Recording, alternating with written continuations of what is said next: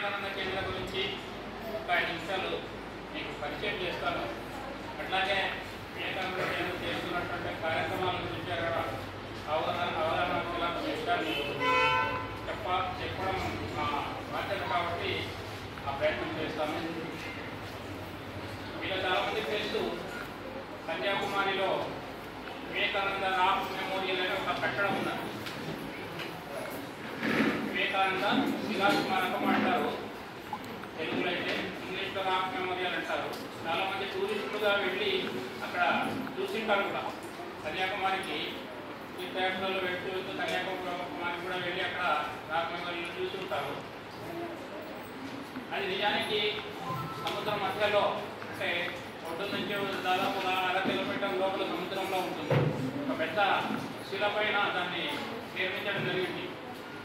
ఇక్కడ ఫోటోలో మీకు కనిపిస్తుంది, చూడని వాళ్ళకి. ఆ బ్యానర్లో కింద భాగంలో ఉంది. అది కట్టి దాదాపు 54 సంవత్సరాలు అయింది. అంటే పూర్తి 54 సంవత్సరాలుగా అది ప్రజల సందర్శనార్థం మొదలవడం జరిగిందనమాట. అయితే అక్కడ సముద్ర మధ్యంలో ఎందుకు కట్టారు? అమ్మ వాళ్ళకి చెప్తున్నా, అమ్మ నాన్న మీకు తెలుసు, మీ 10 రోజులు వచ్చారు కదా కాబట్టి అమ్మ నాన్న వాళ్ళ కోసం ఇది పరిచయం. అక్కడ స్వామి వివేకానంద గురించి మీకు అందరికీ తెలుసు. ఆయన గురువు గారైనటువంటి రామకృష్ణ పరమహంస మహాసమాధి పొందిన తర్వాత ఒక దేశ ద్రిమ్మడిగా 4 సంవత్సరాలు దాదాపు దేశమంతటా తిరిగాడు. ఎట్లా తిరిగాడంటే, కొంత దూరం కాలినడకన, ఏదైనా ఎవరైనా రైలు టికెట్లు కొనిస్తే కొంత దూరం రైల్లో ప్రయాణం, లేదంటే ఇంకొకరు ఎవరైనా బస్సు ఎక్కిస్తే బస్సులో ప్రయాణం, లేదంటే కాలినడకన. ఇట్లా మొత్తం దేశాన్ని అంతా కూడా 4 సంవత్సరాల పాటు ఆయన అంతా తిరిగాడు, దేశమంతా తిరిగాడు. దాన్ని ఆ 4 సంవత్సరాల జీవితాన్ని పరివ్రాజక జీవితం అంటారు. వివేకానంద స్వామి యొక్క జీవితంలో అది ముఖ్యమైనటువంటి ఒక ఘట్టం, 4 సంవత్సరాల పరివ్రాజక జీవితం. ఆ సమయంలో దేశమంతా తిరిగి దేశంలో ఉన్నటువంటి పరిస్థితులు, దేశ ప్రజల యొక్క స్థితిగతులు, ఇవన్నీ కూడా ఆయన ఒక అంచనాకు వచ్చాడు. అసలు అది వరకు భారతదేశం ఎలా ఉండేది, ఎంత వైభవోపేతంగా ఉండేది, ఎంత రత్నగర్భగా పేరు పొందింది, అయితే అప్పుడు ఆ కాలంలో పరిస్థితులు ఎందుకంత దిగజారిపోయాయి, ఇవన్నీ ఆలోచన చేశాడు. అంటే అంతకుముందు అనేక మంది విదేశీయులు మన దేశంపై దండయాత్రలు చేసి ఇక్కడ ఉన్నటువంటి సంపదనంతా కూడా కొల్లగొట్టుకొని పోయారు. ఇక్కడ ఏమి దొరికితే తీసుకొని పోయారు.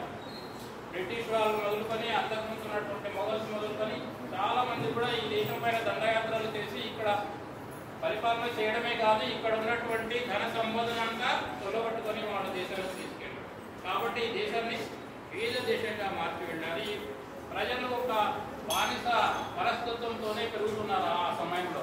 అంటే మేము ఇంకా ఏమీ చేయలేము, బానిసలుగానే బ్రతకాలి అనేటువంటి ఒక ఆలోచనలో ప్రజలు ఉన్నారు. ఈ ప్రజలను ముందుగా వీళ్ళలో ఆత్మస్థైర్యాన్ని నింపి వీళ్ళను ఉత్తేజితం చేయాలి, ఈ దేశాన్ని సుసంపన్నం చేయాలి అనేటువంటి ఆలోచన రావడానికి కారణం ఆ యొక్క పరివ్రాజక జీవితమే.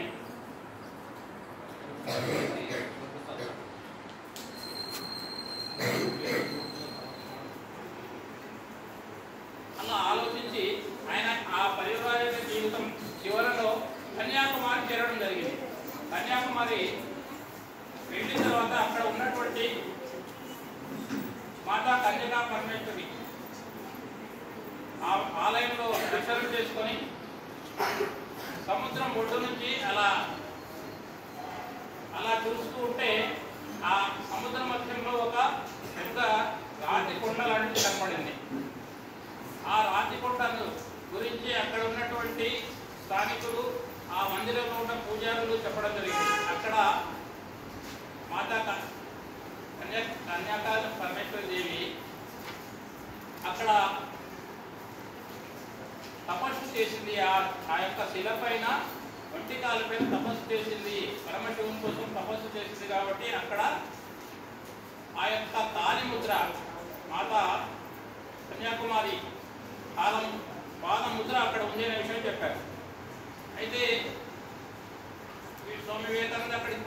అనుకున్నాడు, ఆ పాదముద్రను దర్శించుకోవాలనుకున్నాడు. అక్కడికి పోవాలంటే సముద్రంలో ఒక 1/2 కిలోమీటర్ వెళ్ళాలి. చిన్న చిన్న చేపలు పట్టే పడవ వాళ్ళు ఉన్నారు అక్కడ. కానీ వాళ్ళని అడిగాడు తీసుకోమని అక్కడికి. కానీ వాళ్ళు కొంత ధనం అడిగారు.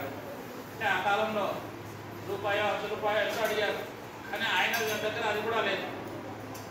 అది కూడా లేని కారణంగా ఆయన సముద్రంలో ఈదుకుంటూ అక్కడికి వెళ్ళి 3 రోజులు 3 రాత్రులు పగళ్ళు అంతా ధ్యానంలో నిమగ్నమైపోయాడు అన్నమాట.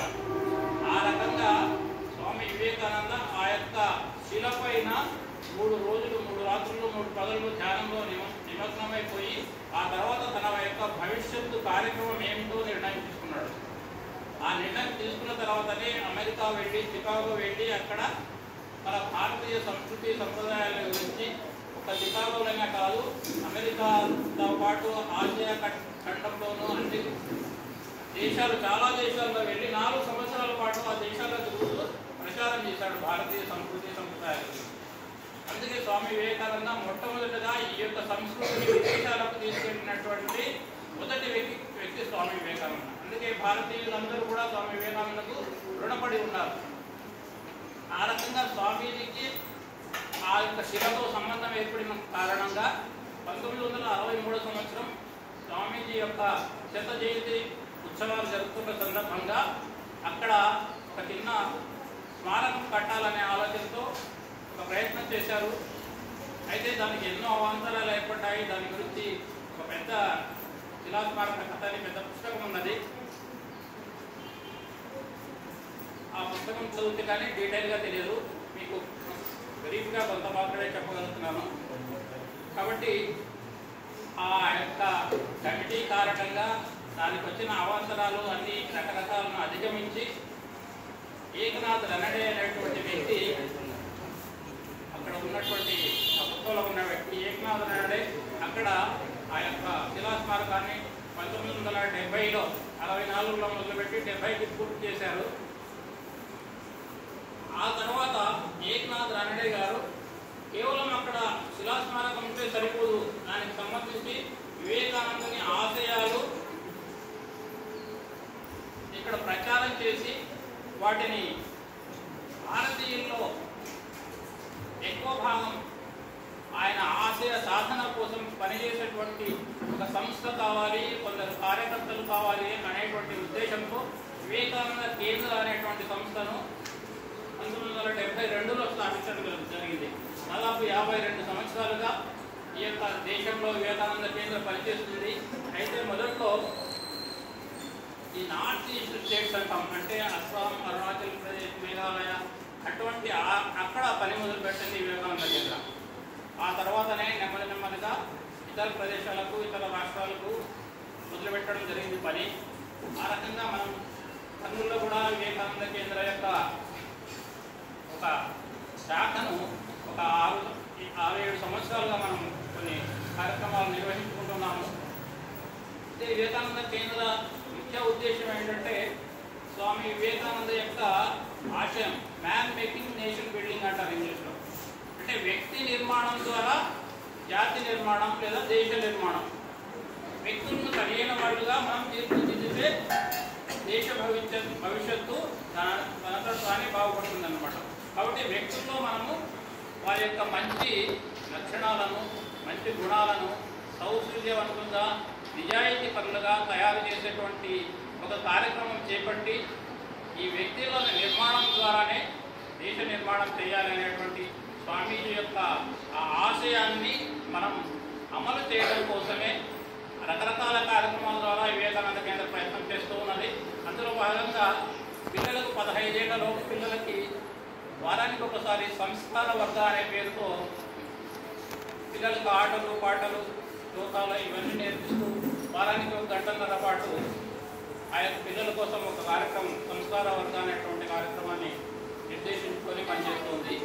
అట్లాగే యోగా, స్వామి వివేకానంద యోగాకు చాలా ప్రాముఖ్యత ఇచ్చాడు. కాబట్టి యోగా అంటే కేవలం